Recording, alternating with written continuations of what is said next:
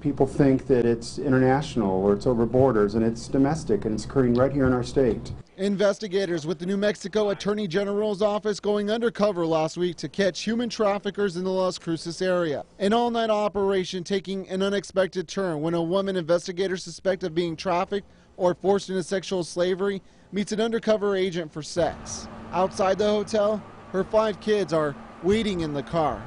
And the conditions for them were not the conditions we'd like to see with children. 100-degree weather, unclothed, soiled diapers. Instead of being arrested, the woman is connected with resources and treated as a victim instead of a criminal. But her children are turned over to the Children, Youth and Families Department, or CYFD, pending an investigation.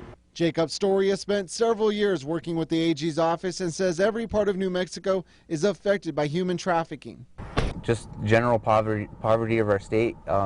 A lot of times, a lot of families are in bad situations where it's easy for somebody in that family to fall into trafficking, being made false promises, or running into somebody who's able to manipulate them due to their financial situation. He says now Attorney General Hector Balderas is focused on rescuing the victims of trafficking and prosecuting their traffickers. He hopes the new way of doing things encourages more victims to come forward. Arresting the victims doesn't work. We have to save the victims because they're such a huge part of our case, and they're the ones who need help. It's just a different approach that we've been taking to dealing with trafficking victims as law enforcement.